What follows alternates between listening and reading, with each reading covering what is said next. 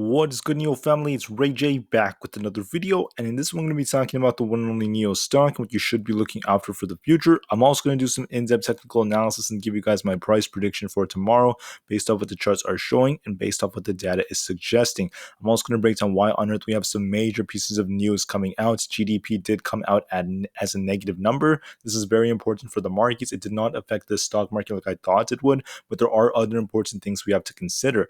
We also have a massive day for tomorrow as PCE is coming out, and this is going to be big for the markets because it will affect how inflation is actually being read by the Fed. Now, before I break anything down though, before I get into any more details about how this news may affect NIO, I do have to mention a couple of things before I give you guys my price prediction. Firstly, I'm not a financial planner. Don't take any of this as financial advice. And also, if you guys can, please smash the like button if you want to see more videos like this. It not only benefits me, it benefits the entire NIO community as a whole.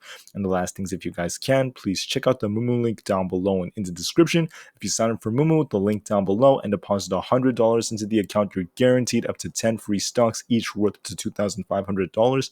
And you could always sell these 10 free stocks for cash and use that cash to buy some NIO shares for free. This is a limited time offer. It ends in just 3 days, so check it out before they run out. With that out of the way, let's get on with the video. So if you guys look at my lines, what I drew out, you guys can see I drew out this resistance level area being around that 19.5-ish range, and the support zone was around that 18.5 range. And I was talking about NIO kind of fluctuating back and forth between these zones, and you could see how perfect it almost was when it came to staying within these ranges. So you could see right off the bat, NIO pushed up into open. It's about 19.55, very close to where the resistance is. Then it pushed all the way down to around 18.59, not too far from where 18.51 was, which is support. Then we pushed all the way up, right back up to 19.5, and that's where we actually closed for the day. So we ended up closing very, very close to where the key resistance was that I was talking about. So it stayed almost exactly where I said it would, but overall, it did actually close very close to where I thought it would too. I thought we would close around that, a little bit above $19. We ended up closing at 19.49, and I do see this thing kind of continuing to stay in this trend unless we get a bit of a breakout for tomorrow, and I do believe that's most likely what's going to happen. I think we're either going to stay in this range again, or NIO is going to break out and start pushing and approaching that $20 level, and I want to show you guys why I think that, because I think the market is just going berserk right now. All right. And this is going to sound crazy. Look at the SPY. SPY is looking bullish. Despite what was announced, the SPY decided to rally. Right. To my surprise, it started to rally. If you look at the GDP report, GDP fell 0.9% in the second quarter, the second straight decline and a strong recession signal. So this is not true. It's not just a strong recession cycle. It means technically we were in a recession for the first half of the year, right? By definition, yes, we were. Now, people are trying to change the definition of a recession by saying, oh, it depends on unemployment too, but that's not necessarily the truth from what economists look at. We technically were in a recession for the first half of the year. It was a very bizarre recession, though, because even though that's the case, if you look at the numbers, all right, something weird is going on. Now, unemployment may be going up soon. This will affect companies and so on and so forth. But when it comes to earnings, something crazy happened. And many of us thought that earnings wouldn't be that great. I was talking about that in my video from yesterday. And to our surprise, Amazon beat revenue when it comes to their earnings. Amazon, they beat almost everything, right? That was kind of unexpected. And I know that expectations kind of dropped a bit because of the recession. They still beat expectations, which is still really good. Now, some of these numbers are kind of inflated due to inflation. I understand that, but they did well. I mean, at the end of the day, they still did well.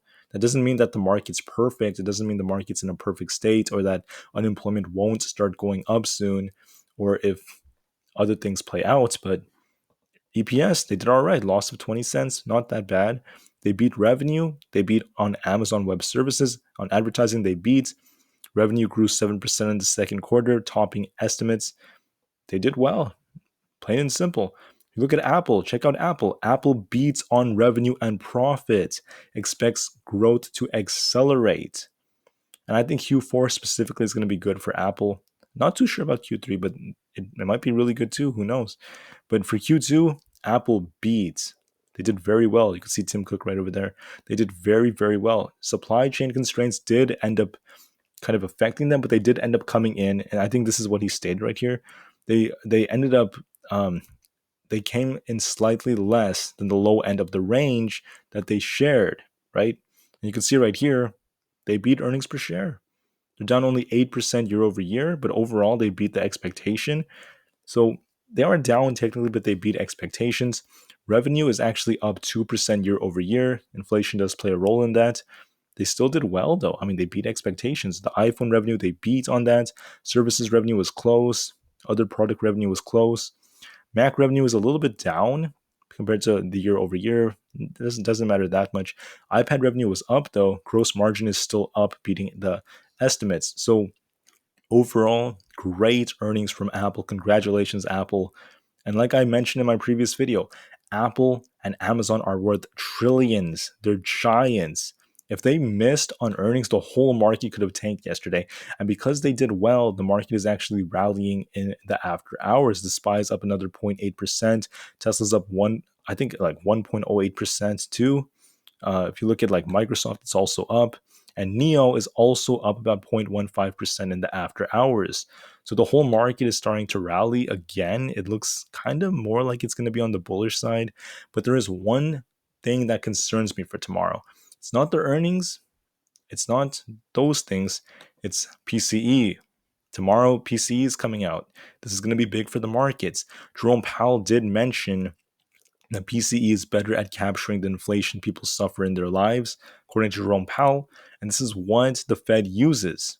So if you don't know, PCE has been on a bit of a decline, and I want to see this decline continue. I am just a little bit concerned though, because they're going to be reporting for the month of June. Tomorrow at 8:30 a.m. Eastern Time, the PCE report is going to come out for the month of June. And when it comes to expectations, we want to see it at 4.7% or lower. All right, this is core PCE that I'm referring to. This is just another inflationary measure. We want to see it below 4.7% or at 4.7%. If it's high, like 4.8, 4.9, 5%, that's not going to be good.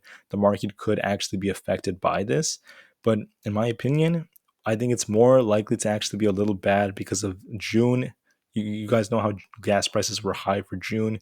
When CPI came out, it wasn't that good either. So I'm a little bit concerned about this, but I'm going to be a little optimistic, and I don't think it's going to have as big of an effect on the markets. Because just because data looks bad, I mean, we're confirmed that we were in a recession, wasn't good, and yet the market decided to rally. So sometimes it does unexpected things. And from a technical standpoint, if you look at SPY, it looks bullish still. Look, we're about to get that 1348 EMA cross. We got some nice candles. Look at the way this candle looks. We did get a bit of a drop, but a nice push up, a healthy candle, looks very strong. It looks like the SPY is going to continue to push up. I wouldn't be surprised if we see this thing in 410 relatively soon.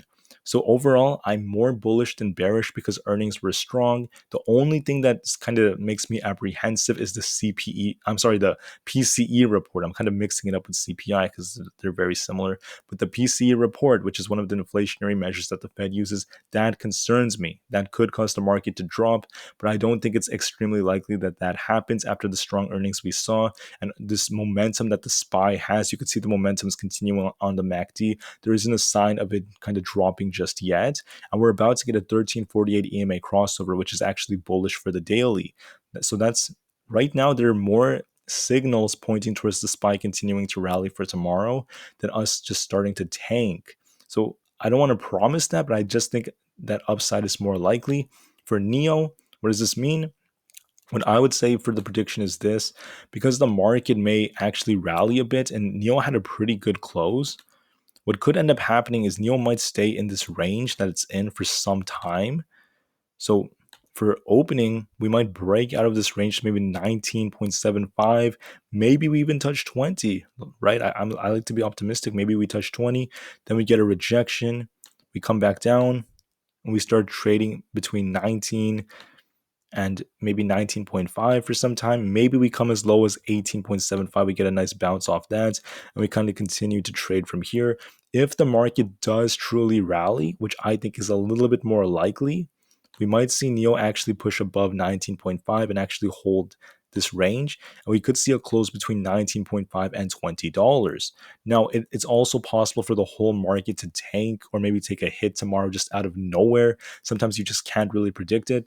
It is possible for that to happen because of PCE, so be on the lookout for this number if it's really high.